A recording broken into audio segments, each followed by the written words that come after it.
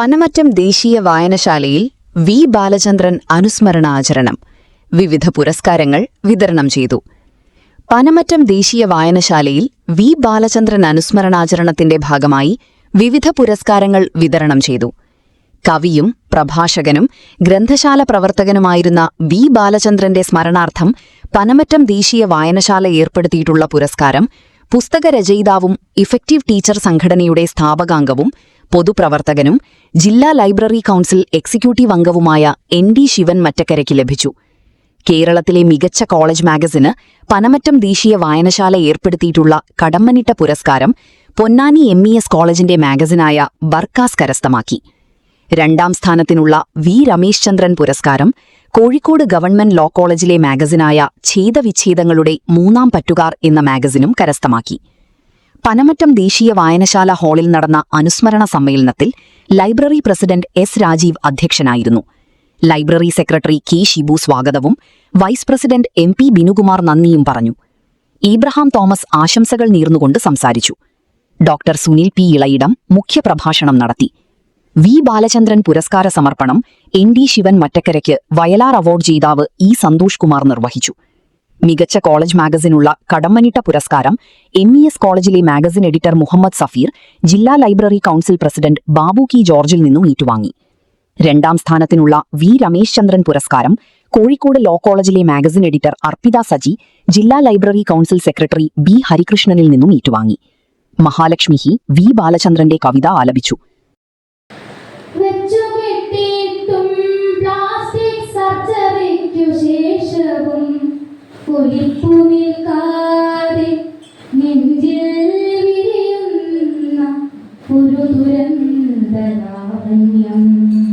പുരസ്കാര ജേതാക്കൾ നന്ദി പ്രകാശിപ്പിച്ചുകൊണ്ട് സംസാരിച്ചു.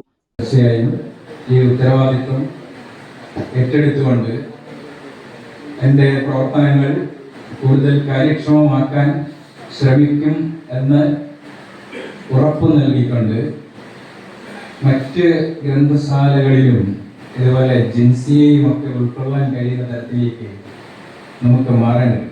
എനിക്കിപ്പോൾ ഈ അവാർഡ് നൽകിയ സന്തോഷമാണ്. അദ്ദേഹത്തിൻ്റെ തപോമയുടെ അച്ഛൻ ജിൻസിയെയും ആകർഷിച്ച ഒന്നാണ്. അന്ധകാരനെയും പക്ഷേ ജിൻസിയെ അത്ര ആകർഷിച്ചതായിട്ട് എൻ്റെ ശ്രദ്ധയിൽപ്പെട്ടിട്ടില്ല, ഉണ്ടാവാം. പക്ഷേ ഇത് ജിൻസിയെയും ആകർഷിക്കുകയും അത് വലിയ തോതിൽ വായിക്കപ്പെടുകയും ചെയ്യുന്നു. വർക്ക് ചെയ്തുകൊണ്ടിരിക്കുന്നതിൻ്റെ ഇടയിലാണ് വന്നത്. അപ്പോൾ സൺഡേ മാത്രം ഹോളിഡേ ഉള്ളൂ. അപ്പോൾ ഞാൻ വർക്ക് ചെയ്ത് ഡയറക്റ്റ് വന്നതാണ്. ഇവിടെ പ്രസിഡന്റും സെക്രട്ടറിയും എന്നെ ഒരുപാട് ഹെൽപ്പ് ചെയ്തു. കൂടെ വന്നിട്ടായാലും സാറിൻ്റെ രാജീവ് സാറിൻ്റെ വീട്ടിലേക്ക് ക്ഷണിച്ചു. Thank you for everything. നന്ദി.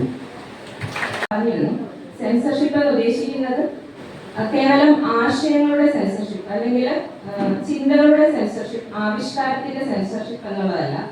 ഇപ്പോഴത്തെ സമൂഹത്തില് മനുഷ്യർക്ക്, മൃഗങ്ങൾക്ക്, ദൈവത്തിന് എന്ത് വികാരങ്ങൾക്ക് പോലും ഒരുപാട് കെട്ടുകൾ സമൂഹം നൽകിയിട്ടുണ്ട്. ഈ നൽകിയിരിക്കുന്ന എല്ലാ കെട്ടുപാടുകളെയും പൊട്ടിച്ചെറിയുക, ഈ എല്ലാ സെൻസർഷിപ്പും ഇതിന്റെ പരിധി വിടുക എന്നുള്ളൊരു തീമിനാണ് ഞങ്ങൾ മാഗസിൻ രൂപീകരിച്ചിട്ടുള്ളത്. അതുകൊണ്ട് തന്നെ സമൂഹം എന്തിനൊക്കെ പരിധി വെച്ചിട്ടുണ്ടോ ആ പരിധിക്ക് അപ്പുറത്തേക്ക് പറയുക എന്ന ലക്ഷ്യത്തിലാണ് ഞങ്ങൾ ഞങ്ങളുടെ മാഗസിൻ ഇറക്കിയിട്ടുള്ളത്. അപ്പോൾ ഇങ്ങനെ ഒരു അവാർഡ് നൽകിയതിനും അതിന് ഞങ്ങളുടെ മാഗസിനെ തിരഞ്ഞെടുത്തതിനും ഒരുപാട് സന്തോഷം എൻ്റെ കോളേജിന്റെ കൂടെ പേരും അറിയിക്കുന്നു. നന്ദി.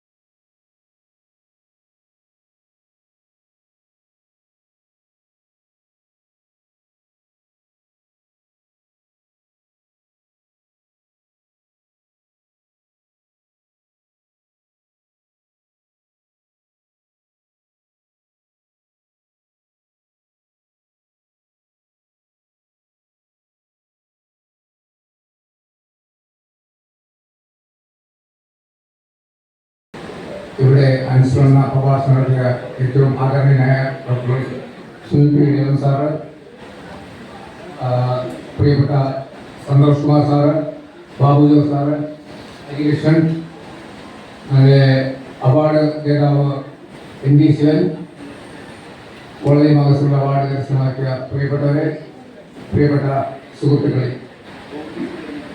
ബാലേന്ദ്രൻ സാഹിത്യ രംഗത്തും അതുപോലെ ഗ്രന്ഥശാല പ്രസ്ഥാനത്തിന്റെ രംഗത്തുമെല്ലാം ചെയ്ത സംഭാവനകൾ, സേവനങ്ങൾ, അതെല്ലാം ഇവിടെ വളരെ വിശദമായി സംസാരിച്ചു കഴിഞ്ഞിരിക്കുകയാണ്. അധ്യക്ഷൻ ലൈബ്രറി പ്രസിഡന്റ് പ്രിയനായ എസ് രാജീവ്, ഇവിടെ അനുസ്മരണ പ്രഭാഷണം നടത്തിയ പ്രിയപ്പെട്ട ഡോക്ടർ സുനിൽ പി ദേവൻ സാർ, പുരസ്കാര സമർപ്പണം നടത്തിയ പി സന്തോഷ് കുമാർ സാർ, ജില്ലാ ലൈബ്രറി കൗൺസിലിന്റെ പ്രിയനായ സെക്രട്ടറി ബി ഹരികൃഷ്ണൻ, ഇവിടെ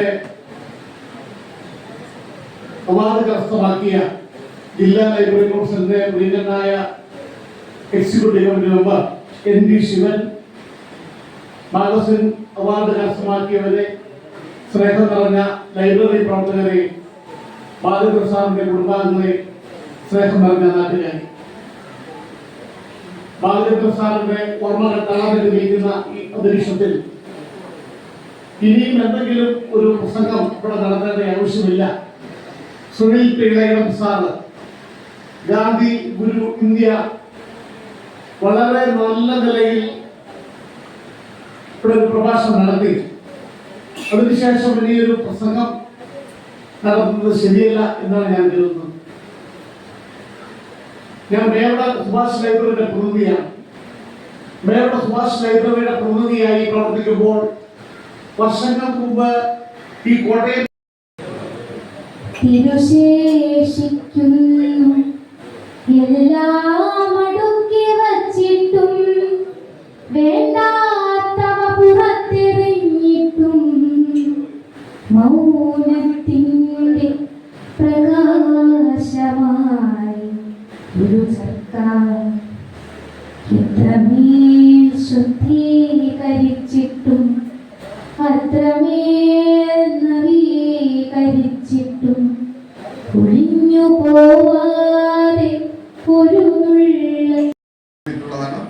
ഈ രമേശ് ചന്ദ്രൻ പുരസ്കാരം അത് ഏറ്റുവാങ്ങുന്നതിന് വേണ്ടി ഗവൺമെന്റ് ലോ കോളേജ് കോഴിക്കോട്ടിന്റെ മാർച്ചിനെടുത്ത അർപ്പിത സജിയെ ക്ഷണിക്കുന്നു. അത് നൽകുന്നതിന് വേണ്ടി ജില്ലാ ലൈബ്രറി കൗൺസിലിന്റെ സെക്രട്ടറി ശ്രീ ബി ഹരീഷിനെ ക്ഷണിക്കുന്നു.